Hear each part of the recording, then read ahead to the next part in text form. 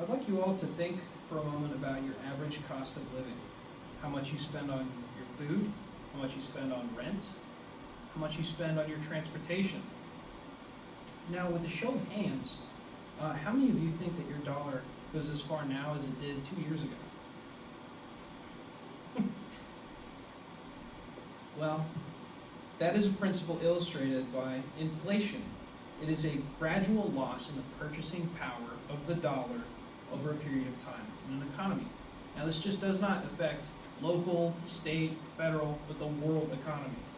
Here today, I'm here to argue that the reason for this problem is at fault by the Federal Reserve.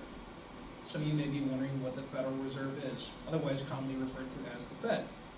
It is the central bank in the United States, implemented in 1913. Now, they control the monetary policy in this country, they control inflation, and the money supply, how much money is in circulation. Now, I have three major points as to why the Fed is wrong. They lack transparency, they fail the middle class, and we need a sound money system. This is a talking point that can be adopted by both sides, Republican and Democrat, conservative and liberal, left and right. Texas Representative Ron Paul stated in his book that the Federal Reserve is immoral, unconstitutional, it promotes bad economics, and undermines liberty of Americans. This institution controls the federal funds lending rate. This is the metric by which banks adjust interest, so lower interest promotes growth and more lending, and they implement higher interest rates to curb inflation. However, their control over the lending rates is directly tied to the purchasing power of the United States dollar. And this is very important because this does not only affect the United States, but since World War II, the United States dollar has been the global reserve currency. The World Bank values the United States economy at $27 trillion, nearly a quarter of the world's economy, at 24%. For this supposed bastion of democracy, there is a startling lack of transparency in the Federal Reserve. They are not democratically elected. There's no system of checks and balances that the three branches of government have, and huge decisions about our economy are made behind closed doors or without oversight from any elected officials.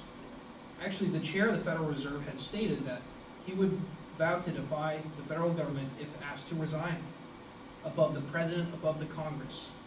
The monetary policy constructed by bureaucrats is susceptible to befitting the elite, and it doesn't take far to find support for this. The Fed's own track record can be examined to how the middle class takes the blow during inflation and financial crises, while the elite have benefited.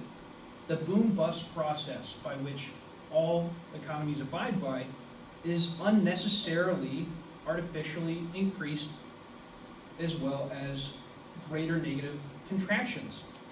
2008 is our most in-depth look at the failing of the Federal Reserve's mishandling of interest rates. Low interest rates led to reckless lending, where many firms defaulted on their loans.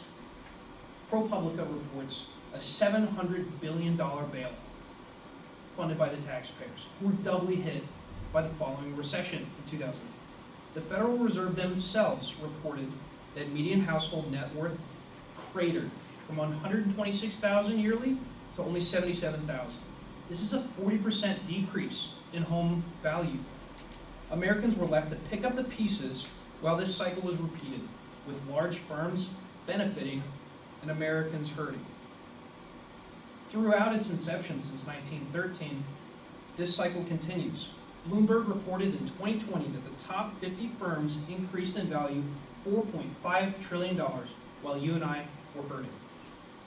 This disparity between large firms and middle America can change by altering the monetary policy. Abolishing or severely limiting control over rates can promote stability and restore purchasing power to America by lessening the impact of the artificial boom and bust process. This can curb the massive amounts of inflation that we see by not having such large shifts of growth and following recession. The Federal Reserve is not transparent. It does not hold the interest of middle America and monetary policy needs to change. It has had over 100 years to prove itself, but has only proved its own failings. You can call upon your representatives to bring power back to Americans, not just for the sake of recovery, but for the sake of prosperity. Thank you.